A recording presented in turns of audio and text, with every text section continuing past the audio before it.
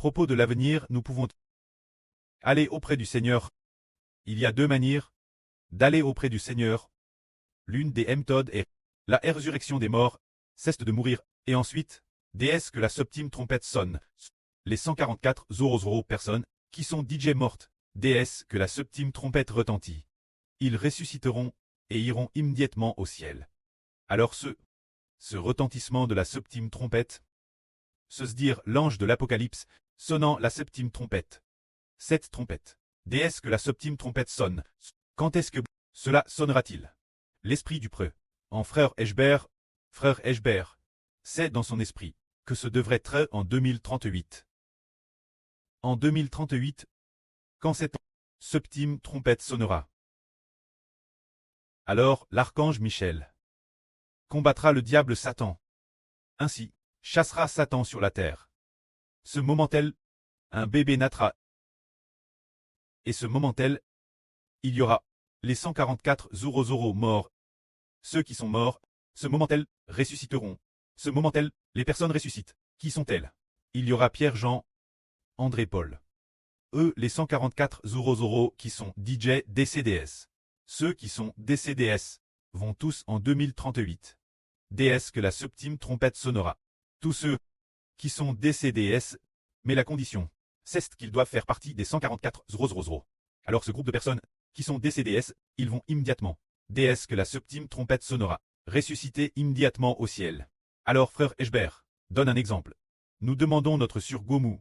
Et puis, voyons, si elle répond correctement. Et ensuite, frère Eshbert va expliquer. Notre sœur Gomu Jaouan, il y aura deux personnes. L'une est Abraham. Abraham est l'oncle des Israélites. L'autre personne est l'apôtre Jean. Quand Abraham, par rapport à l'apôtre Jean, est décédé bien avant l'apôtre Jean, décédé plus TT, environ 2 ans auparavant. 2 ans plus tard, l'apôtre Jean est décédé. Ces deux personnes sont toutes les deux mortes. Alors, quand la septième trompette sonnera, toutes les deux ensemble ressusciteront au ciel, n'est-ce pas sur Zaouan a hoch la tête et a dit. Oui, haha. Cest confirme, OLL, sur la. Elle semble. Je ne sais pas. Haha. Alors, frère Eshbert répond. La septième trompette, quand elle retentit.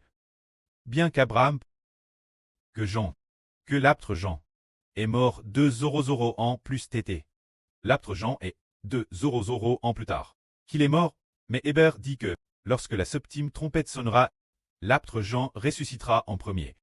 Quand Abraham, il devra attendre, après les 1 dernier âne, pour ressusciter, cela signifie donc que, au son de la septième trompette, l'apôtre Jean ressuscitera pourtant en premier. Pour quelle raison?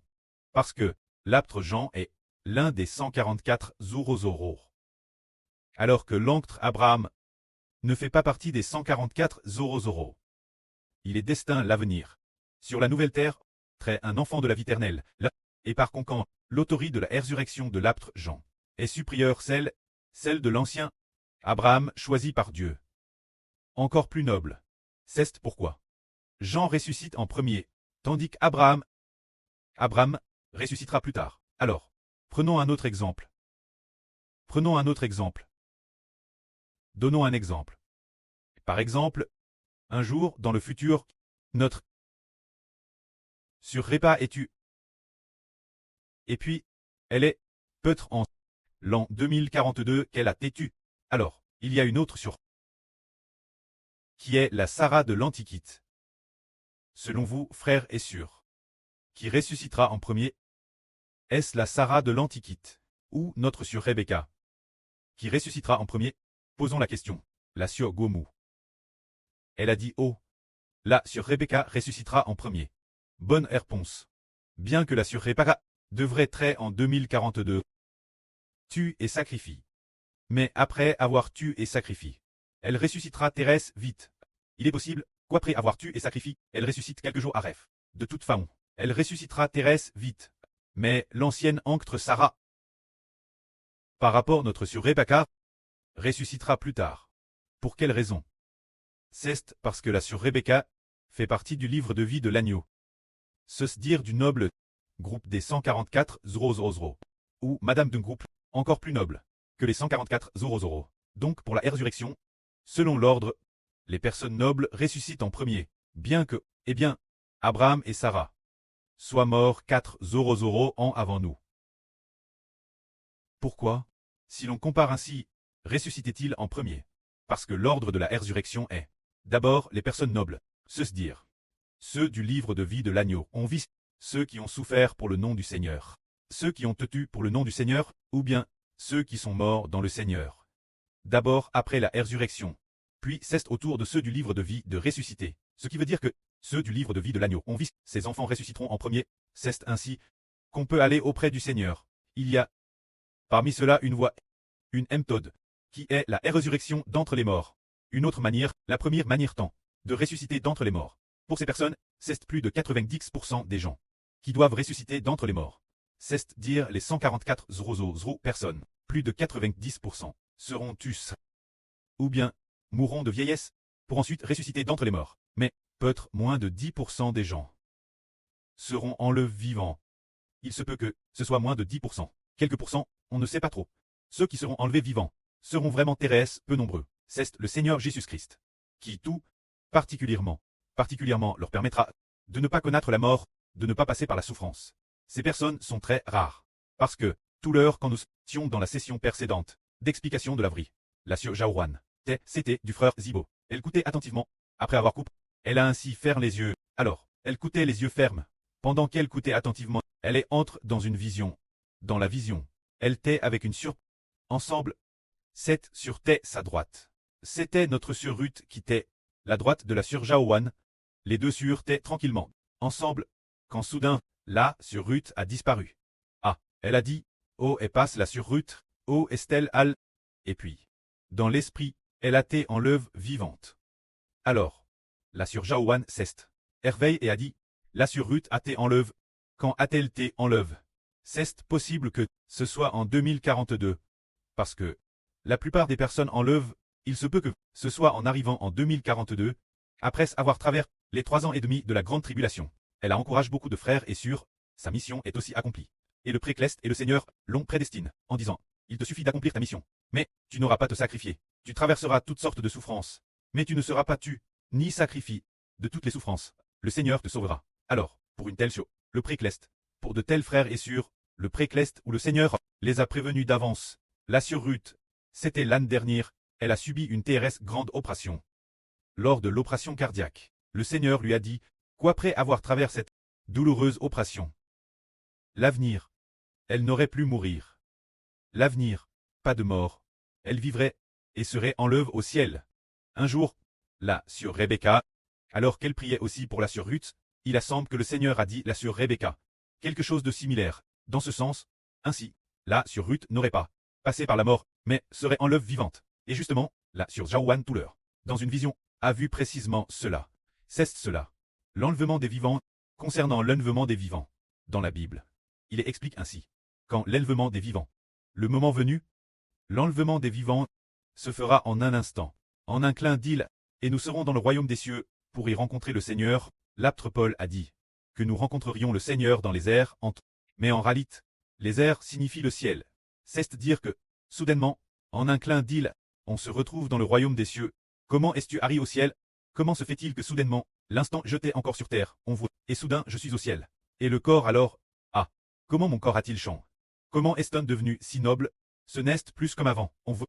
Pourtant j'étais, l'instant, encore une vieille dame, une vieille sur 10 jeux de 80 ans, ou de plus de 80 ans. Ce moment-elle, la surenlevée, qui avait peut-être plus de 80 ans, qui avait plus de 80 ans, comment se fait-il qu'elle ne paraisse plus que, comme la sur-aura, et madame plus, jeune que la sur-aura, une jeune et belle sur, et en plus, brillant d'une lumière éclatante. C'est-à-dire que, en un instant, en un clin d'œil, le précleste nous donne un corps nouveau. C'est cela. La scan de l'enlèvement des vivants. Il y a bien des ânes. J'ai oublié quelle âne c'était. C'était peut-être en 2021, ou en 2022. Un jour, dans un RVE du frère Eber, il était avec sa mère, ainsi que sa grande sœur et sa petite sœur, en train de discuter au bord d'une rivière. Dans le RVE, il disait ceci. Le frère Eber disait sa mère, « Maman, après avoir te tué, je ressusciterai au bout de 3 jours et demi. Alors sa mère a dit, ah, mon fils, tu vas donc partir avant moi. Tu vas vraiment partir avant ta maman. Et alors, sa mère n'a cesse de pleurer. Alors Héber a dit, ne pleure plus maman. Tu n'auras pas passé par la mort, d'être directement en le vivant. Tu n'as vraiment pas besoin de mourir. Tu n'as pas sacrifié ta vie. Tu ne mourras jamais. Tu seras en le vivant. Et puis, le frère Ashber s'est éveillé de son RVE. Après cela, il a dit plusieurs reprises, la erreur d'Ashber, maman. Tu ne mourras pas. Tu ne mourras jamais. Une fois, qu'a-t-elle vécu? Elle a vécu une hospitalisation, il semblait qu'elle avait une maladie grave. Alors elle a été hospitalisée. Elle a alors téléphone pour dire, mon enfant, viens voir ta maman, je suis hospitalisée. Je ne sais pas si je vais guérir. Ashber a dit, maman rassure-toi. Le pré-Clest m'a dit que tu ne mourras jamais. Tu ne mourras jamais. Sa maman, a dit d'un air confus. Mon enfant, est-ce que tu as un problème mental? Elle n'arrêtait pas de dire cela. Ashber a aussi répété plusieurs fois, maman, tu ne mourras vraiment pas. Depuis l'Antiquité, il n'y a jamais eu de telle personne, a dit Ashber. Beaucoup de gens meurent, mais toi, tu n'as pas mourir. Madame, moi je mourrai. Moi, qui ai 20 ans de moins que toi. Je mourrai. Il n'y a que toi qui n'as pas mourir. Alors, elle a raconté cela. Ces deux sûrs, se dire les tantes d'Ashber. Ensuite, la plus jeune tante d'Ashber a téléphone Ashber pour lui dire, mon enfant, ta erreur ne va-t-elle vraiment pas mourir? C'est vrai, elle ne mourra pas. Est-ce bien vrai? Alors, demande. Aide-moi, demande ton Dieu, demande pour moi. Ta tante, moi ta tante, regarde, ce qui va m'arriver. Plus tard, le pré-Clest a RVL que la tante du frère Ashber devrait, pendant la grande tribulation, sacrifier sa vie et mourir, mais après sa résurrection, elle aura la vie éternelle sur la nouvelle terre. Le pré-Clest a fait savoir au frère Ashber que la tante de Ashber serait tue pendant la grande tribulation. Pour quelle raison elle serait tue, ce n'est pas clair, mais ce sera par des méchants. Ainsi, ce n'est qu'après la fin de la grande tribulation. Après la fin de la grande tribulation, qu'elle ressuscitera, parce que, bien que la tante du frère Ashber, bien que soit tue pendant la grande tribulation, le pré-Clest la prédestine. Non pas pour le domaine Clest. Elle n'est pas dans le livre de vie de l'agneau, mais elle est une enfant du livre de vie. Et non du livre de vie de l'agneau. C'est pourquoi. Le frère Ashber a entendu un jour dans son RVE, le son du tonnerre. Le son du tonnerre. Qui était en fait cette tante. Parlant en langue Zhuang, elle disait en Zhuang, disant, la erreur du frère Heber. Disant cela, c'est le son du tonnerre. Mais sans voir la tante, émis depuis le ciel, le son du tonnerre et du grondement disant la MRE de Heber, tu es parmi les femmes, tellement bénie, la miséricorde et la guerre de Dieu envers toi sont tellement grandes. Le sens de la traduction est, ce sens est exprimé par le son du tonnerre disant. Se dire que la tante du frère Heber, c'est celle qui disait combien la MRE de Heber est bénie. Cette personne, elle doit sacrifier sa vie. Mais l'avenir, elle a Thérèse soif d'entendre la vie, dans un avenir proche, mais le pré-Clest la prédestine très de la nouvelle terre. Mais maintenant, nous comprenons enfin wow, les personnes Clest sont si précieuses, au point que avec la MRE de Heber, sa propre sur de Madame Pré et MRE, sa propre sur, disait sans cesse, combien la MRE de Heber est bénie, juste avec le son du tonnerre. Disant avec sa voix, mais sans voir sa personne. Alors c'est cela. L'enlèvement des vivants et ceux qui ressuscitent d'entre les morts. Quand ceux qui sont enlevés vivants, en plus du livre de vie, ceux du livre de vie de l'agneau ont vu, il y a aussi une grande foule, qui est la grande tribulation, après sa fin. Par exemple, notre sœur Ruth a été enlevée pendant la grande tribulation. Mais dans le livre de vie, ceux qui sont enlevés vivants doivent attendre que après que le frère Heber soit tué, pour qu'il soit enlevé vivant. Mais quand ceux du livre de vie de l'agneau, ce devrait être avant que le frère Heber soit tué, s'ils doivent être enlevés vivants, ordonne d'être enlèvés vivants. Ils ont déjà été enlevés. Quant au livre de vie, le livre de vie est les enfants de la nouvelle terre. Pendant la grande tribulation, n'ont pas encore tué. On traverse la grande tribulation. Ceux qui traversent vivant la grande tribulation doivent attendre juste ce que quelqu'un appelle celui qui devient le Fils de l'homme, il portera une couronne d'or, sortira une faucille d'or, au moment de moissonner la récolte, lorsque le frère Heber est tué, ressuscite et monte au ciel. Après cela, les emmènera ensuite dans la maison Clest, pour qu'ils soient enlevés vivants. Quand ceux du livre de vie de l'agneau ont vu, c'est le Seigneur Jésus-Christ. Et aussi, je ne sais pas, si c'est le frère Heber. Après son sacrifice, c'est le Seigneur Jésus-Christ qui les emmène, mais certaines personnes sont enlevées l'avance. Il semble que ce soit pour cette raison Que la gloire soit auprès et au Seigneur. Amen.